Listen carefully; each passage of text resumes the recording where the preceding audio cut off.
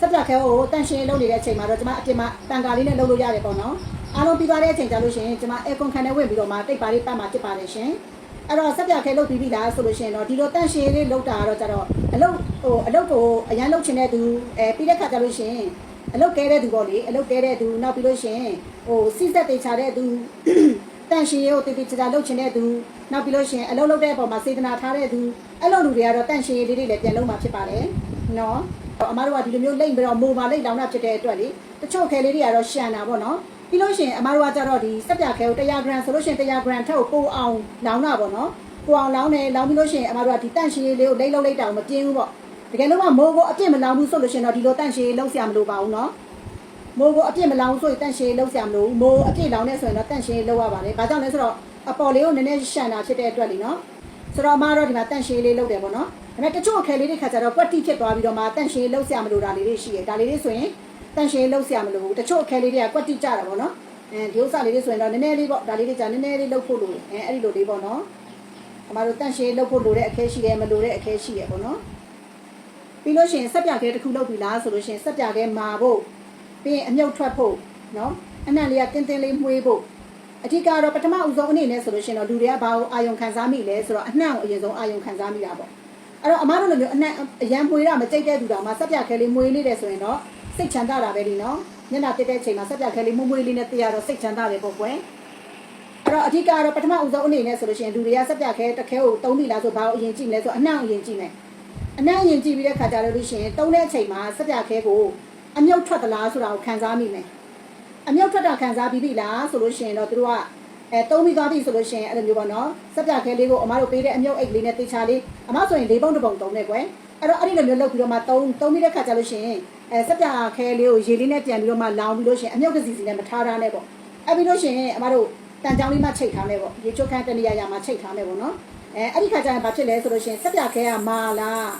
အရင်ညဉ့်ကြောက်ပြီးတော့မှရေလေးနဲ့တဲသွားမလားဆိုပြီးတော့မာတာကိုသူတို့ခံစားမိမယ်မာတာကိုခံစားပြီးပြီလားဆိုလို့ရှိရင်တော့သူတို့ကမျက်နှာကိုပေါ့တစ်ရက်မျက်နှာတစ်ပြီးမှန်နဲ့ကြည့်မယ်နှစ်ရက်မျက်နှာတစ်ပြီး skin care တွေလိမ့်ရင်းနဲ့မှန်နဲ့ကြည့်မယ်သုံးရက် skin care တွေလိမ့်ရင်းနဲ့မှန်နဲ့ကြည့်မယ်ပြီးတဲ့ခါကျလို့ရှိရင် make up တွေလိမ့်ရင်းနဲ့မှန်နဲ့ကြည့်မယ်ပြီးလို့ရှိရင်သူ့ရဲ့မျက်နှာလေးကချောမော့လာသလားအကျန်းသွားသလားဆိုတဲ့ခံစားချက်ကိုသူတို့ကစဉ်းစားမှာပြီးတဲ့ခါကျလို့ရှိရင်ဟဲငါမျက်နှာဒီနေရာအမဲဆက်ကလေးဘယ်နားရောက်သွားလဲနော်ဒီဝက်ချန်ဖူလေးပျောက်သွားပါလားဒီတန်ရာလေးကမရှိတော့ပါလားဒါလိုမျိုးလေးခံစားချက်လေးဖြစ်မှာဖြစ်ပြီးတော့ခါကြမှာနောက်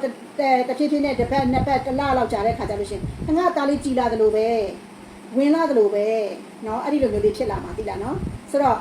ကြည်လာတယ်ဝင်လာတယ်ဆိုလို့ရှိရင်တို့စိတ်ကျဉ်နေမှုရသွားပြီပေါ့ကွယ်တကယ်လို့မှမျက်နှာမှာတိတိတတာကိုတိမ်တိတ်တွေရှိတာတို့တိတိတတာကိုမဲကြောက်တွေရှိတာအမဲဆက်တွေရှိတာအဲ့လိုမျိုးဆိုလို့ရှိရင်တဖြည်းဖြည်းနဲ့ပါသွားလိုက်မယ်เนาะအမဆိုလို့ရှိရင်မဲကြောက်တွေရှိတာမဲကြောက်တွေအခုဆိုလို့ရှိရင်ဘယ်နှရောက်သွားမှန်းတော့မသိဘူးအမမျက်နှာမှာအခုဆိုလို့ရှိရင်အဲ့လိုမျိုးပေါ့အမဲဆက်တွေနေလောင်ကွက်တွေမဲကြောက်တွေအဲ့လိုမျိုးတွေမရှိဘူးပေါ့နော်။ဘာကြောင့်လဲဆိုတော့ကိုယ့်ပစ္စည်းကိုတုံးနေတာကိုအမကစက်ပြလုပ်တဲ့စကရင်ကနေပြီးတော့မှအမပစ္စည်းကိုပဲအမတုံးတယ်။တခြားပစ္စည်းတွေအမဝယ်မတုံးဖြစ်ဘူးပေါ့နော်။ဆိုတော့စက်ပြလေးပေါ်ပေါ်လောလောတုံးရတယ်။အမတို့ကစက်ပြအတုံးကျန်းတယ်အမကစက်ပြအတုံးကျန်းတယ်။ဆိုတော့စက်ပြလေးပေါ်ပေါ်တုံးရတယ်ပြီးလို့ရှိရင်ကိုလုပ်ထားတဲ့ product ကိုကိုအကြောင်းကိုသိတာဖြစ်တဲ့အတွက်အမတို့က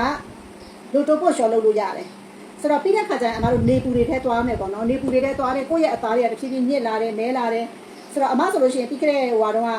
ဒီရက်ပိန်ဒီလပိန်နေတော့ဆိုရင်ဒီအိမ်အပြောင်းရွှေ့ကိစ္စတွေအိမ်ကိစ္စတွေနောက်ပြီးတဲ့ခါကျလို့ရှိရင်အမတို့ညနေခင်းပိုင်းတန်းလျှောက်တဲ့ခါကျတော့အသားတွေမဲလာတယ်ဆိုတင်တန်းသူတွေဆိုတိတိတတ်တာကိုမဲလာတယ်လို့ပြောတယ်အဲ့ဒီခါကျတော့အမက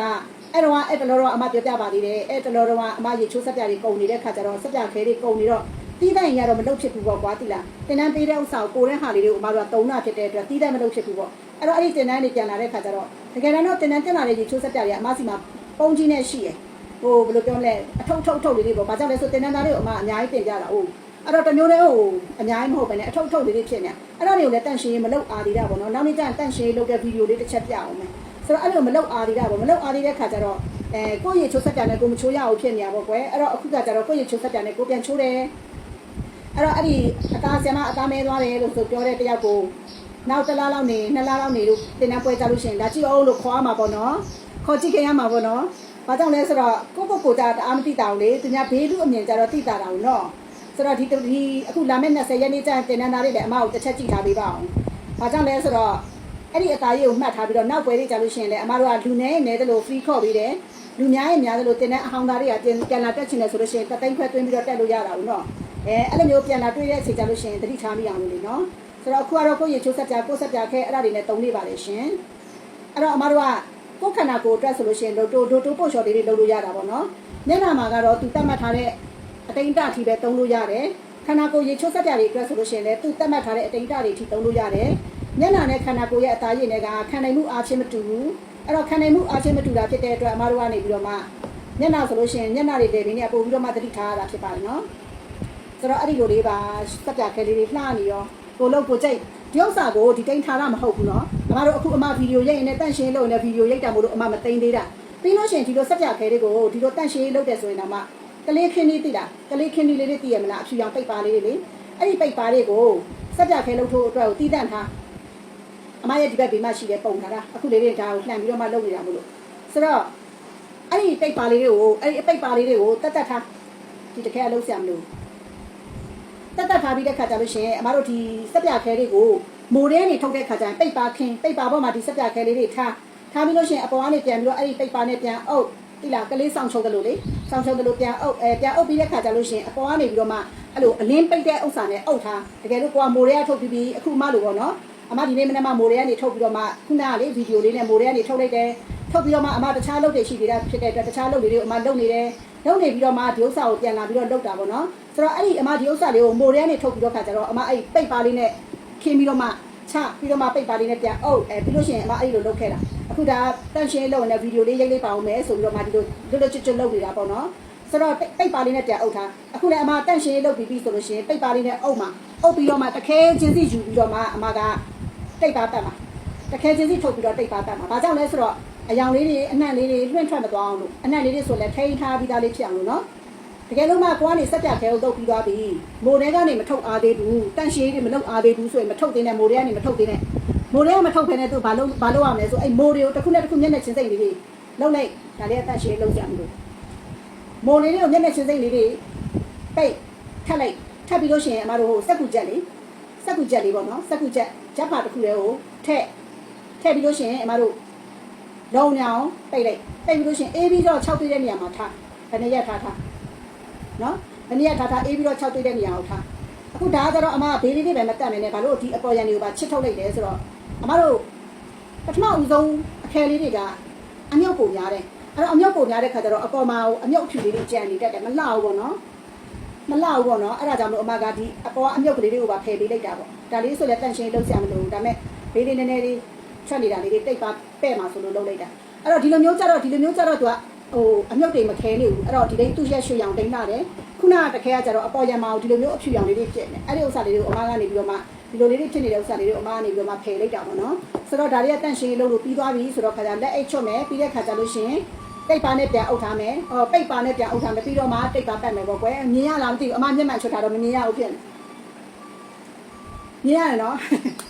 6လပိုင်း20ရက်နေ့ရန်ကုန်စက်ပြလက်တွေ့တင်တန်းရှိပါတယ်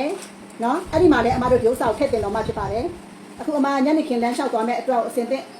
အင်ကြီးဝတ်ထားတာဒီပေါ်ကနေပြီးတော့နေကအင်ကြီးဝတ်လိုက်မှာပေါ့နော်ပြီးတော့မှလမ်းသွားလျှောက်မှာသပင်လည်းဒီလိုပြောင်းတင်ထားပြီးလမ်းသွားလျှောက်မှာဆိုတော့လေကဲအဲ့ဆိုလို့ရှိရင်ဒါပါပဲရှင်တတ6လပိုင်း20ရက်နေ့ရန်ကုန်စက်ပြလက်တွေ့တင်တဲ့အချင်းနဲ့ဆိုရင်တော့3995806864ရဲ့ Viber မှာမိမိအလာအပ်ပါဒီရဲ့စက်ပြခဲလေးဆိုတာအမလုတ်ရောင်းတာမဟုတ်ဘူးဒါပေမဲ့တုံးနေတဲ့သူတွေကကြိတ်ကိုအမမှားနေတာဒါကြောင့်မလို့အခုအမတို့ဒီဗီဒီယိုတွေ့ပြီးလို့ရှင်